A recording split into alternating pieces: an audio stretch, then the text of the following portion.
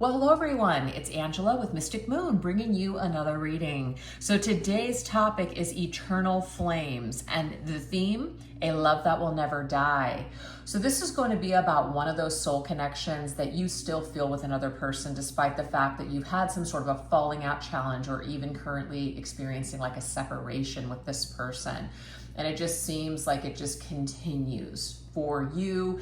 But what we're going to do today is we're going to tap into your person, okay? And we're going to see how they're feeling on their side and why they may have done what they've done, etc. So I just want you guys to take what resonates for you, get rid of anything that doesn't. All the decks as well as this beautiful orgonite right here will be listed in the description box down below. So let's go ahead and get started. We're going to start off with the Tombstone, which is how did your person bury this connection through their own actions or choices? So, did they sabotage something? Did they try to run away from their feelings towards you, etc.? Let's see what the energy is around that. Okay, the person's behavior with how they buried this connection, how they've tried to disconnect from it or sabotage it. Ooh, we have feeling insecure. So this person may have ghosted you because we have a ghost here on this card. But at the root of the issue in their behavior is deep down inside, they're just very insecure. They're very scared, basically like a ghost, or under your sheets as a child, you're like scared, hiding. So that's what the root issue is for this person is fear, okay? They feel insecure. They feel like they can't face you. They feel like they can't maybe have a conversation with you. So just ghosting you or not speaking you or icing you out in some way feels safer to this person, even though it's very cruel and cold and, hurtful towards you. All right, let's see what else. Interesting. We have the Lovers coming through. So we have Gemini's energy. I feel like there's two sides to this person. Sometimes they're in their head, right? It's like overthinking things, right? And it causes them to feel very anxious and insecure. But we also have this heart side of themselves that feels like they do care, but it's like their ego, their mental, like what's ruling them, their thoughts are telling them something otherwise, telling them they're not safe, telling them that they need to either sabotage this connection, all of the above. So they're very back and forth, conflicted between their head and their heart. So your person made certain choices that I feel were not very loving and not very kind. And at the root of it, it was because of insecurity, their own insecurity. So let's see what else wants to come through. Yeah, we have, interesting. Okay, so in your person's heart, they did have a lot of deep feelings for you, but they didn't want to come across too clingy. There's something about them that is acting completely different on the outside than what's going on the inside. On the inside, they're actually feeling very deeply for you. They're feeling a certain way, but it's making them feel insecure. It's making them feel like they need you too much, and that doesn't make them feel very comfortable because they don't want to need you. They don't want to rely on you for their happiness. They don't want to rely on you for really anything. So this person has either intimacy issues or they're avoidant in nature because they have been very traumatized as, growing up or something like that. So there's two sides to this person. On one, in one way, the head and the heart are battling one another. It's like a constant battle and conversation between the head and the heart. I feel like the head wins a lot with this person. Yeah, the way that they communicate here. Okay, so the Eight of Wands is movement. It's very quick, it's very fast. So this could have been very sudden, like you were with this person, it seemed like things were going really well, things were deep, things were just like, wow, we're a great fit. They maybe even told you certain things, came on very strong, just to flip a switch on you and turn cold very quick. This could have left you feeling very, very confused, kind of like, I just don't understand. But what you need to know about your person's choices and the way that they communicate, they're not comfortable. They communicate what's in their heart, but then they almost follow it up with overanalyzation and overthinking everything that they said, and then they want to take it back. So this person sabotages everything. They're not comfortable being vulnerable. They're not comfortable with saying things, and they may have said things to you, but now that they think back on it, they're like, ooh, I want to change that. I want to take it back. I don't want to come across as to this or to that. So then they put up this like cold front. So, I mean, everybody has issues, but I'm getting here that this person has some major conflict, major internal conflict. Yep, that's exactly what Spirit's trying to tell us. This person hides their true self, because who they truly are deep down inside is they're pretty emotional, they're pretty sensitive, they're pretty deep, but they don't feel comfortable letting that side of themselves out. And they might have felt comfortable with it in the beginning with you, but then they suddenly started to feel very scared and insecure and pulled back. Okay? So this is how they bury their feelings, is by detaching. So this person detaches, maybe avoidant in nature. Yeah, we have the Queen of Pentacles. Okay. Tending to yourself. This is the major independence card. It's also ruled by Capricorn, and Capricorn is connected to the material world. It's Saturn. It's the devil in tarot. So it's like materialism, possessions. I'm just going to kind of focus there. I'm going to focus, instead of having faith in love and people and relationships, I'm going to put all of my efforts into the physical, tangible side of life. You know, the things that you can't take with you. So this person finds a lot of comfort in that. They hide behind material things. They hide behind their achievements. They hide behind their independence. So this person is like hyper independent. I don't know that that's the right word, but this is the one that's coming to me. And they hide behind it, kind of like, no. I think, it's really good to just be on your own. Or this is the kind of person, no, I don't believe in conforming to traditional marriage, or I don't believe in societal rules or just traditions. So they hide behind this, and it's because they're scared. That's the thing. They're absolutely scared of losing themselves. So it's this false control, and they're wrapped up in maybe certain belief systems, certain things that they can touch, feel, and see for themselves. They don't have a lot of faith. They lack a lot of faith. So they lack a lot of faith in just maybe even a higher power. They lack faith in themselves. So they lack also faith in others, because in their mind, they feel that other people are only going to let them down, because they've probably been let down many times in their life. And it's a scary wound, and one that they don't care to revisit. So that seems to be how your person buries everything and just kind of hides and runs away. So I hope that's making sense to somebody out there. But we have Gemini and Capricorn coming through as astrological influences. Now we're going to the blade energy. What was the sharpest pain they felt when they lost you, or how does it still cut them today? So let's take a look at that pain. Let's take a look at that pain that they run away from.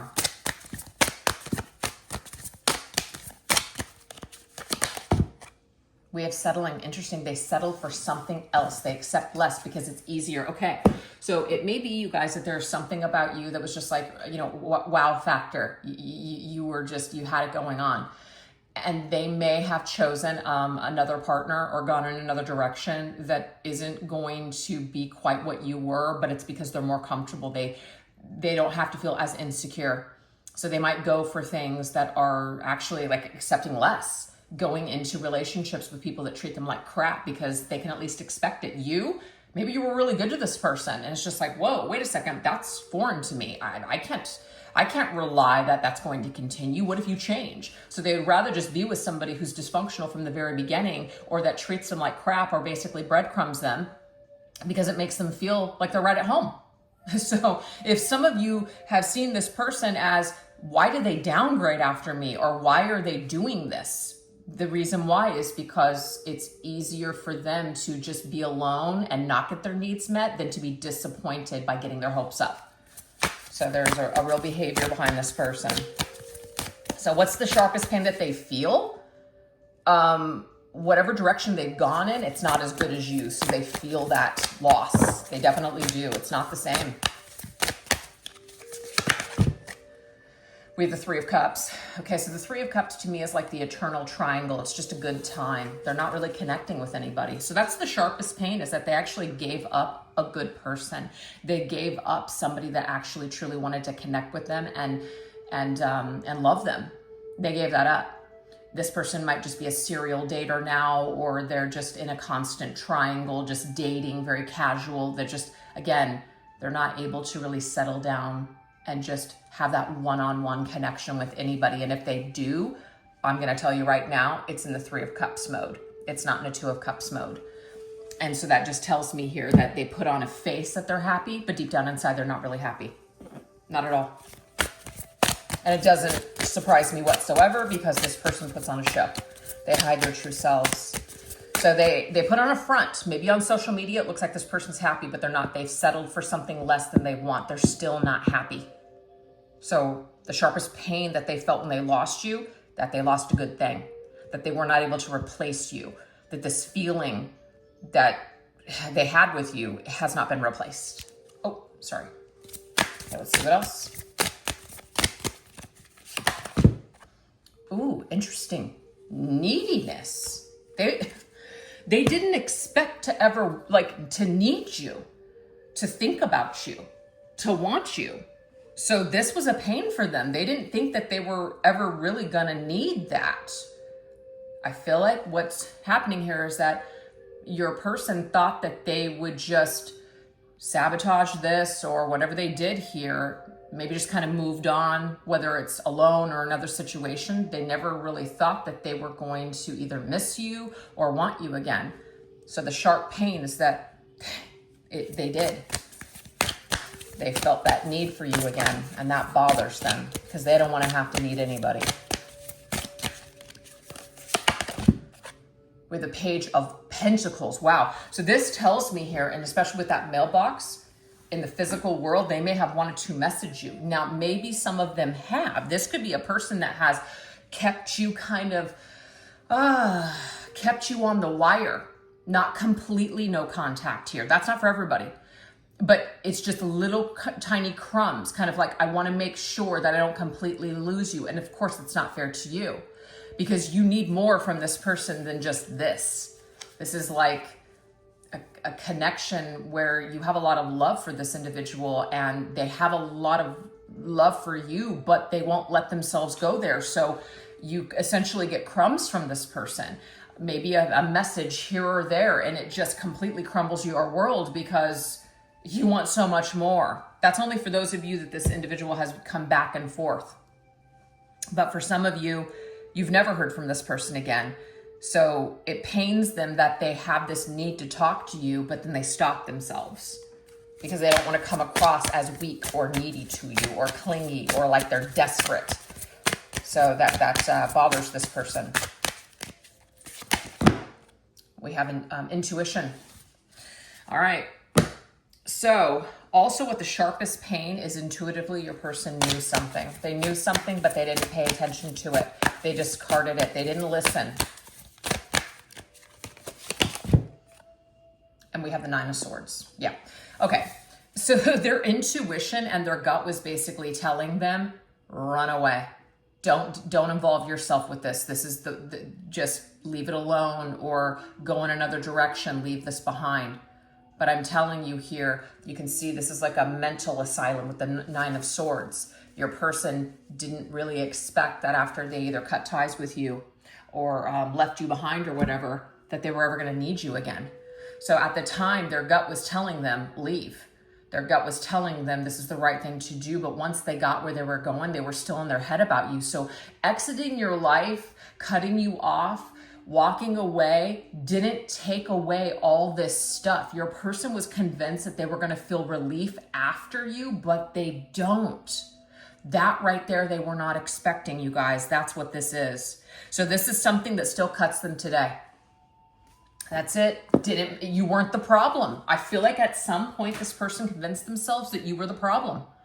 That if they just, took some space from you, got away from you, etc., that they would be okay, that they would feel relief, and they didn't. It could have been temporary at first, but it came back, all those same feelings.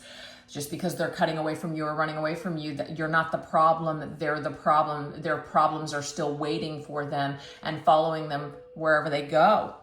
Very interesting stuff. So now we're going to look at the Specter energy, which is in what ways does your energy still drift through their world, echoing in their thoughts and emotions. Let's look at this.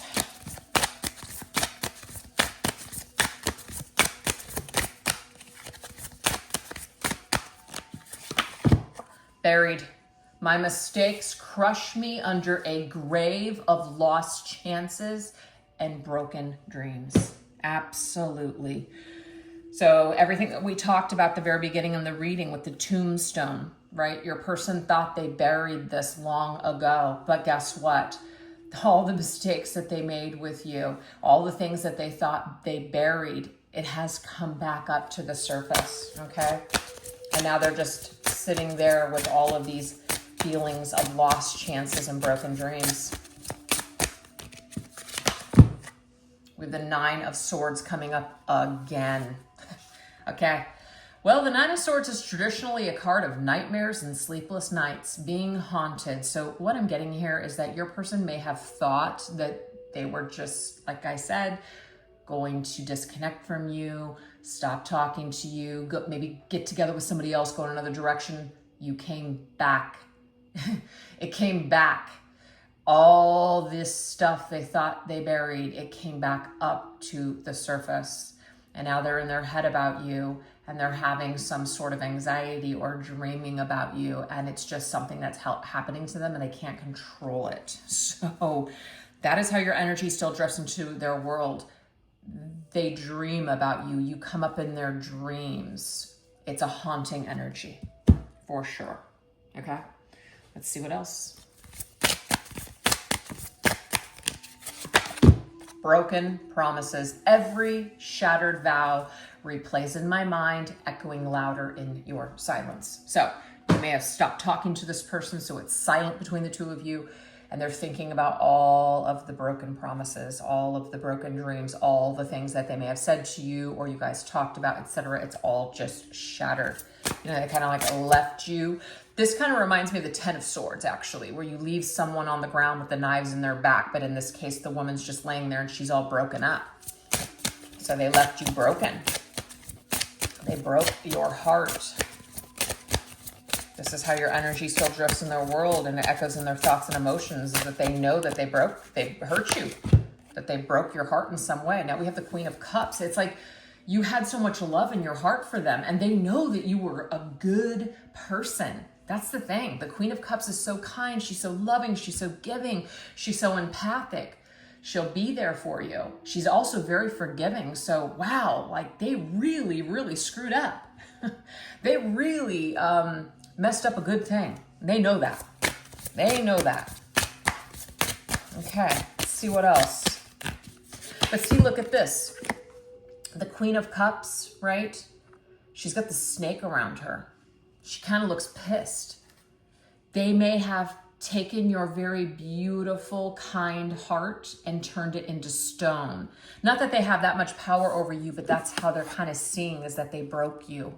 You didn't deserve that. Now we have echoes. Your laughter, once my favorite melody, now tortures me like a cruel symphony. They may see you laughing or hear you laughing, but it's not with them. So it does, in a way, feel like a torturous like symphony for them.